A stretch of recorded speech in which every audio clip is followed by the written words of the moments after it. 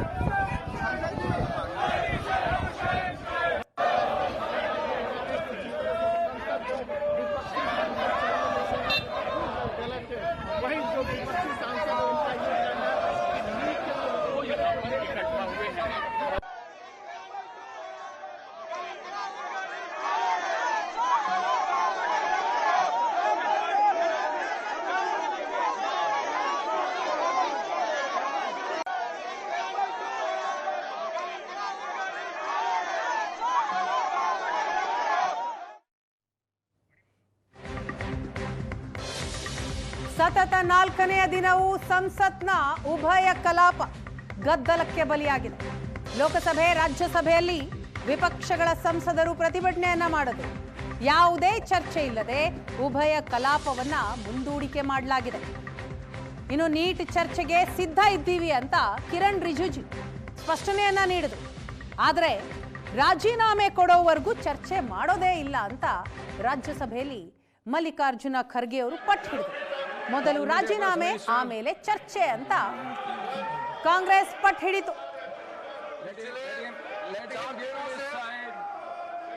सब पार्टी ने ये मांग किया है कि नीट पे चर्चा होना चाहिए.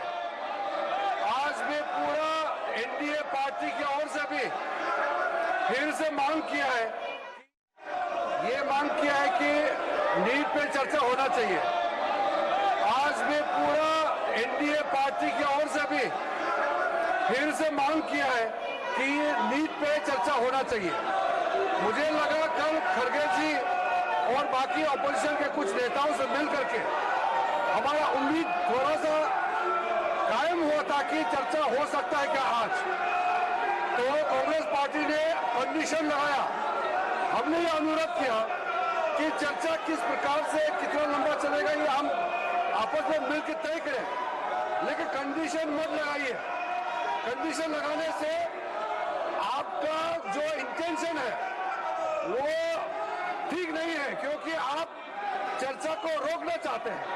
अब चर्चा का बात करके फिर कंडीशन लगा के फिर चर्चा को आप बाधित कर रहे हैं. हमने फिर से अनुरोध कर रहे हैं कि नीट एग्जाम को लेकर के कोई राजनीतिकरण नहीं करते हुए सर देखिए, जो आज प्राइम मिनिस्टर का बयान हुआ है ये इन्वेस्टिगेटिव बयान है ये, और दूसरा जो है एजुकेशन मिनिस्टर का इस्तीफा होना चाहिए.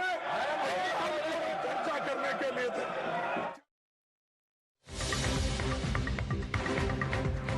ದೆಹಲಿಯಲ್ಲಿ ಕಾಕ್ರೋಚ್ ದಂಗೆ ಮುಂದುವರೆದಿದೆ. ಇದರ ನಡುವೆ ಮೌನ ಮುರಿದಿದ್ದಾರೆ ಪ್ರಧಾನಿ ನರೇಂದ್ರ ಮೋದಿ.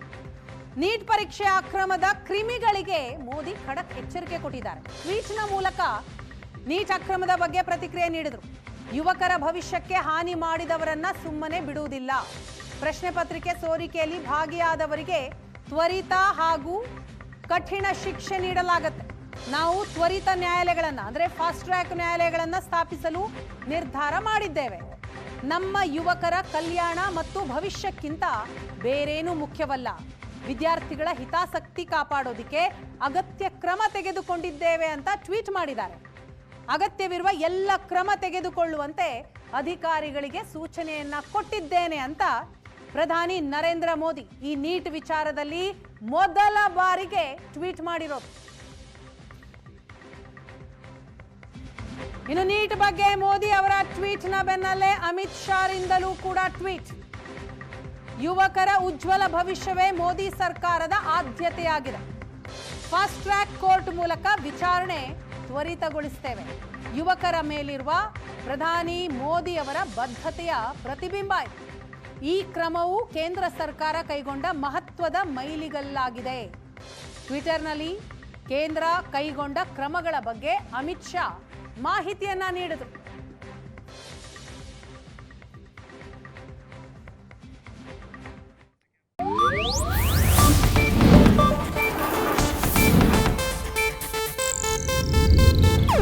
ಇದು ಏಷ್ಯಾನೆಟ್ ನ್ಯೂಸ್ ನೆಟ್ವರ್ಕ್ ಪ್ರಸ್ತುತಿ.